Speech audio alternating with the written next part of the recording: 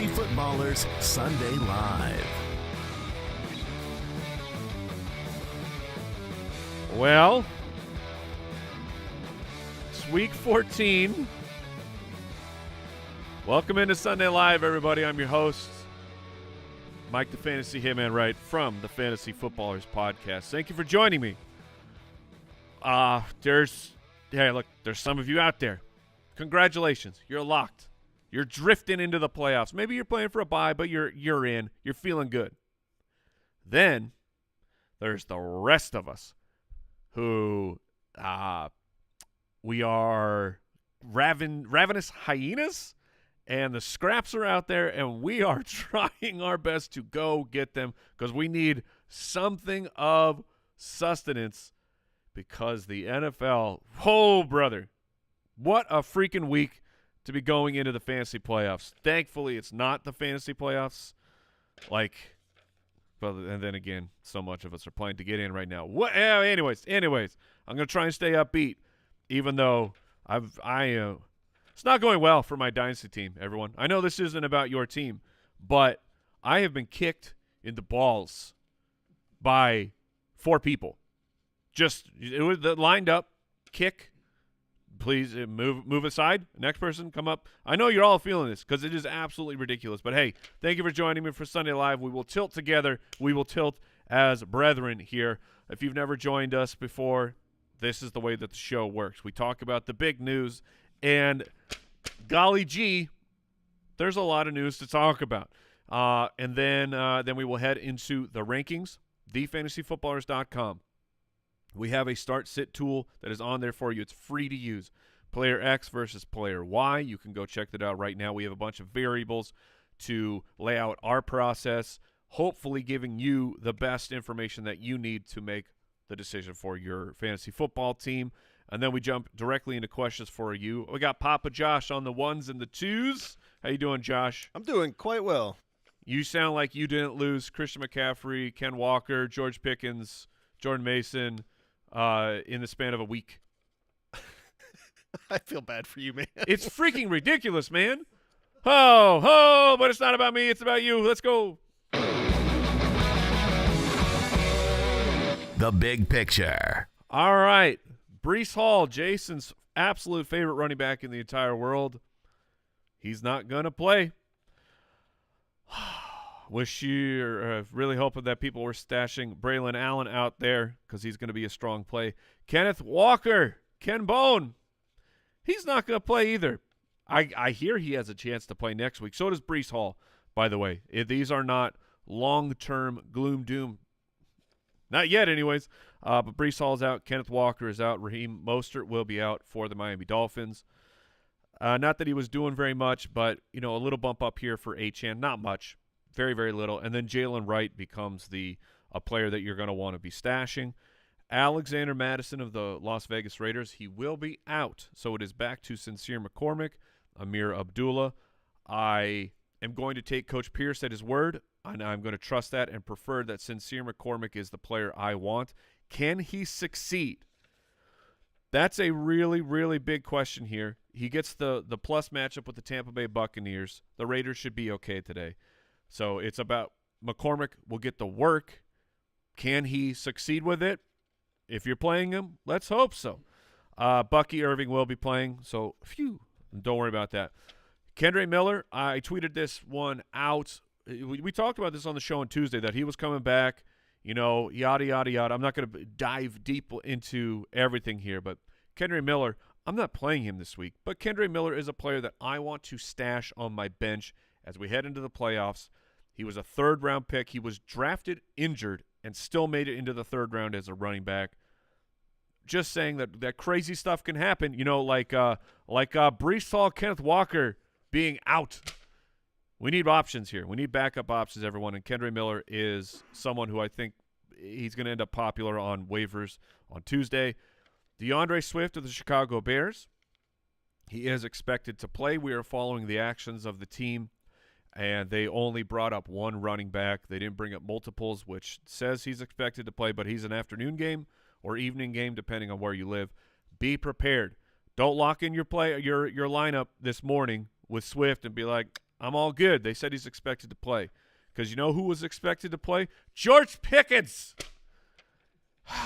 Dude, he popped up late in the week with a hamstring injury. All signs were, hey, he's going to test it out. We expect him to play. That's head coach Mike Tomlin. He's not going to play. That's cool. Jalen Coker, Jeremy's favorite player, is out. Malik Neighbors of the New York Giants. He is in. He is a very difficult decision to make on should he start for your team. I mean, this is everything from snap count, managing reps. He is a big-time player, so look, he should be on the field in big-time situations. This is not a must bench, but it's evaluate who you could possibly play over Malik Neighbors in these dire times in the trenches of Week 14. You may not have a better option, and I get it. They're not just sitting out there for you, but pay attention to that. Alan Lazard, we're reporting on it. Alan Lazard's back for the Jets, everybody. That's great. Jacoby Myers will play for the Raiders. That actually is fantastic news. Now, a couple players who we expect to play. DJ Moore, he is expected to play for the Bears, but again, like DeAndre Swift, follow along with the information. True game time decision. Keon Coleman, that one's whatever. That one's just a boost for Josh Allen should he be on the field. But Ladidi McConkey, he's a game time decision on Sunday night. That's not great. My stance on Ladd is if he plays, I will play him. I think he's just too good. Re-injury, of course, is certainly a risk. But if you're waiting on Ladd, we've talked through that throughout the week. Make sure that you find yourself a backup option. You know, Will Disley is a true break glass in case of emergency. At the tight end position, Dalton Kincaid not expected to play. Dallas Goedert was placed on the IR. Calcaterra for the Philadelphia Eagles, he's worth picking up and stashing. And just, look, he's going to start for that team, so could be worse. And Jatavian Sanders is back for the Carolina Panthers. The Tommy Tremble experience, that's all done. All right, Papa Josh. TheFantasyFootballers.com. I already gave the explanation. The start-sit tool is there for you to use. Is the computer ready? It is ready. I cannot wait. Oh, there it is. Thank you. I bet we're going to talk about Braylon Allen a lot as Josh cackles in the back because, yeah. Hey, Josh, it's Week 14, and you know who wishes they had Rico Dowdle on their teams? Everybody. This is where we are. Rico Dowdle, the savior of Week 14. Oh!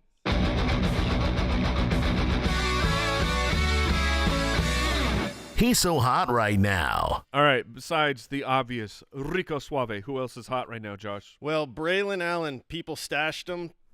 He's up. They don't know. This don't know is what to your do with him. moment. Yeah, so we're going to go through a few of these Okay. because, it's time for that stash to hopefully pay off. So the first one is Braylon Allen or Chuba Hubbard. So Mr. Hubbard is playing against the Philadelphia Eagles. Jonathan Brooks, not a ton of work, but way more than he got in his first week of action, plus a lot of action inside the 5 on one particular drive. I know they gave him the shmoney, and Chuba's a great player. I think they want this to be as timeshare as possible, with Chuba being the leader of the timeshare. That would be my projection. But the matchup against Philadelphia, I think it's the worst possible one in fantasy football. If not, it's a bottom 5, whatever. I'm not going to split hairs about that. Braylon Allen, on the other hand, playing Miami, should be all by himself. You know, no one's ever all by themselves, but I think that Allen's going to get the vast majority of the workload, and he can absolutely get it done. A tank. He does have some pass-catching chops. I'm going Braylon Allen.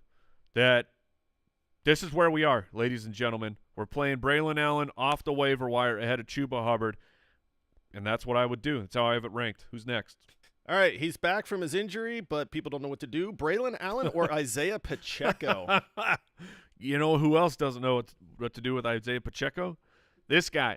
The way that the game ended with them going, okay, Pacheco, get out there and do something. Kareem Hunt is he's simply a body who is not in rigor mortis. He's just out there and absorbing touches for us, not doing a whole lot. I think Pacheco is back in play as like a top 24 option. But Kareem Hunt still will see some touches. I'm playing Braylon Allen, baby. I'm fresh legs, rookie. Guy coming off broken leg. Just managing my probability odds. I'm going Braylon Allen. Who's next? All right, well, time to put your money where your mouth is. Rico Dowdle or Braylon Allen? I was hoping this one would not come up. Rico's playing the Bengals. That's the game we want pieces of. Right now, they are tied. So the Bengals, Cowboys are tied at for highest over-under remaining of the week, 49.5 points. The Buffalo Bills and the Rams are there. However, the Bengals are favored by 5.5 points. That puts our Dallas Cowboys at an implied team total of 22 points. That's still very good. And then it was Braylon Allen. Is that what we're doing? And the Jets are implied for 19 points. They're nearly a touchdown dog to the Miami Dolphins on the road. I think I would play Rico there. I want in on that over under. 49.5 I think is too low. I think that one they could give us a Lions Packers type of an ending where we're really hoping that Rico gets into the end zone. I do think Rico score. I think the chances of Rico scoring today are very good in that particular game environment. And if we can get 70 yards, a couple catches, I lean Rico Dowdle by the slightest margin. I don't blame anybody if they want to go Braylon Allen over Rico Dowdle. I don't think that's bad. But me personally, I'd play Rico. All right, one more Braylon Allen, and then we'll get into some wide receivers here. Braylon Allen or Tyrone Tracy? Okay. They're back-to-back in my rankings. I got Tracy at running back 20 right now, and Braylon Allen is at 19. Oh, my goodness. That is a really, really tough one. Tracy's got the matchup against the Saints. They have been just an absolute thin screen door for guarding against running backs these past couple weeks, as in running backs are doing very, very well for them. I'm going Braylon. I think I'm going Braylon Allen there. That, again, very, very close, back-to-back in my rankings, but I think that if either of these guys is to get multiple touchdowns, I would put the probability over there on Braylon Allen. So that's how I'd play them because they're so close. All right, who's next? All right, moving into the wide receivers. This guy's name is popping up. So Jawan Jennings or Calvin Ridley? Ooh, that is a very good question. Okay, I love Calvin Ridley this week. You know how Will Levis I think is of the guys who are truly streaming options, as in they're not rostered. I brought him up as a potential pickup and play. Because I wouldn't play him over Russ, but Russell Wilson not having George Pickens, that really, really stinks. I lost track here. Jawan Jennings or Calvin Ridley? The Bears, look, Jawan Jennings is a weekly play, but the matchup is in Calvin Ridley's direction here with the Jacksonville Jaguars not being able to stop anyone. I mentioned the stat. I don't remember it off the top of my head, but their yards per attempt, essentially, one of those is just like legendary for the Jaguars right now, as in they are bleeding in the secondary. I know Calvin had a disappointing game, and Westbrook-Ikine will take at least one touchdown because that's the rules of the Tennessee Titans these days. I would play Calvin Ridley. I like Jawan. He's still a top 20 type of a play, but I would play Calvin over him. Who's next? One more for Jawan here. Jawan Jennings or Brian Thomas Jr.? Okay, so Brian Thomas gets Tennessee and with Mac Jones. That's the big thing. That's why we're even talking about this, because I think that if a healthy Trevor Lawrence were there, it would just be, no, I'm playing Brian Thomas Jr., who's a breakout superstar. Unfortunately, that campaign has slowed down. It's Calvin Ridley for me by a decent amount. I have Calvin ranked as a top 12 guy, where Brian Thomas is sitting outside of my top 24. I don't think Brian Thomas is a bad play. I think he had 80-something yards this past week, but, a week ago, and he's still okay. But the chance of Ridley disappearing versus Brian, Thomas Jr. It's higher on the Thomas Jr. side, so I'm going to keep Calvin in. Who's next? This is one where matchup gives people a little bit of pause here. So this is Garrett Wilson or Khalil Shakir. Oh, gosh. Yeah.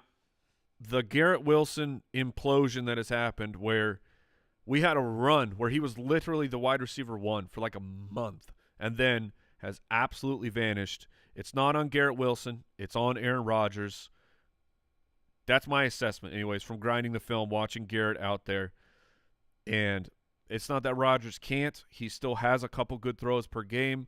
He has decided the last couple weeks that he's going to save those for Devontae Adams and then have the crap throws go to Garrett Wilson. That could switch back. Man, Garrett Wilson is such a better player than Khalil Shakir.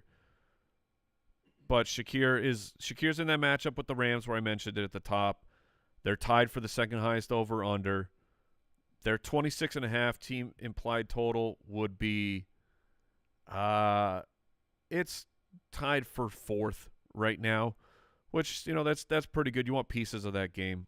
I'd still play Garrett. I think that in this type of a tiebreaker, I'm going to go who I think is the better player, and I'm going to go with Garrett Wilson. I know the other one has the better quarterback, but I'll take the better wide receiver here. All right, let's move into quarterbacks here. We've got Kyler Murray or Tua. So Tua plays the Jets. They are not who they once were. Kyler's against the Seahawks. He's at least at home. The past matchup for the Seahawks and the Cardinals, that did not give us the action that we wanted. I would play Tua. I got to make an adjustment here to my rankings, but I'd play Tua over Kyler Murray this week. At home, Tua should be better. Kyler should be better. But I'm going to stay in the fire with Tua and let him take me into the playoffs. Who's next? All right, last one for quarterbacks. Kyler gives a lot of people trouble with his start sets. because he's been a butthole, man. We can't get anything consistent. So Kyler or Justin Herbert? All right. So Herbert gets the matchup with the Chiefs on the road. I'm going to take Kyler Murray then. I'm going to let the matchup, both divisional games. I'll take the guy who's at home against the Chiefs. Look, the Chiefs are going to win that game. What? 10-7, 14-10, some stupid like that. You Chiefs, we're on to your tricks, and we don't like it. America's turning on you. You better start putting some points up, or you're going to be at the bottom. I mean, it's a race towards the bottom right now with the Chiefs. People we're hating. We're hating because you used to give us something. You had a product. You offered it to us. We liked it. And then apparently we didn't read the terms of service because you changed everything on us, and now we hate you. Who's next? All right, let's move to the tight ends, and then we'll get to the people after this one. So Trey McBride or Jonnu Smith? What? This is what it has come to? It's tight end. Get Trey a touchdown, Kyler. You know what? Here's what we're going to do. I would play Trey McBride because the dude's a stud. 12 receptions in back-to-back games has never been done for the tight end position. This is based off of absolutely nothing other than the rage that this question has filled in my belly. Trey McBride receiving touchdown today. Based on nothing, but I guarantee it. So take that to the bank and tell them a very confident man told me for no reason that Trey McBride's going to score. Okay, is that it? That's it. All right.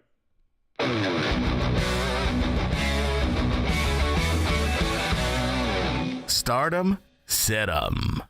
Going to get into your questions real quick. Just a reminder, jointhefoot.com. That is our community. That is the support that we get from the fans. And what do you get for said monthly support?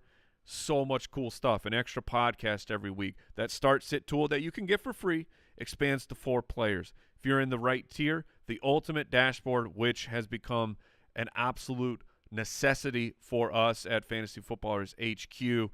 Customizing our waiver rankings. You can sync your team right there, and we show you here's our waiver picks, here's how we would handle it, here's who's available in your league. Is there a spot start? Like, is your roster you think it's good, but you missed something? There's a player on your waiver wire right now that you can pick up that we think would be a better play. That's available. So check that out, jointhefoot.com. All right, into the questions from the people. We go. So we didn't get much Garendo. Was Garendo not trending at all? There was one in there. For him. Find it. Find that if you can. But I'm a little surprised we didn't talk him as well as Charbonne, the Charbonne zone. Actually, that's the question. Well, he was Garendo or Charbonnet? Yeah, that's actually the question. Glad we didn't ask that question. I mean, who wants the answer to that? The 49ers. Man, I'd play Garendo, but the 49ers are missing the left side of their line right now. So if that factors into your decision at all, and like Garendo actually looks like very talented, and Charbonnet is really, really letting us down. Really, I mean, just plodding, absolute plotter. Not in a plotter, a slow plotter. All right, next. Oh my gosh, it's week 14. These are the jokes that you get. I'm out. I'm all out, everybody. All right, here we go. Yes, Adam, Calvin Austin or Wan'Dale Robinson. Disgusting. I love it. I'm gonna go.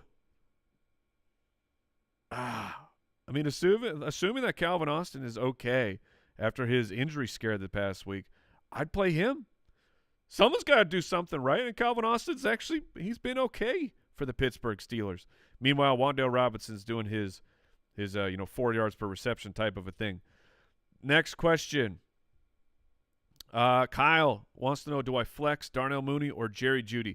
Jerry Jeudy is in must play every week until given a reason not to. Like, I think that the Jerry Jeudy breakout truly is a real thing. He's a first-round talent.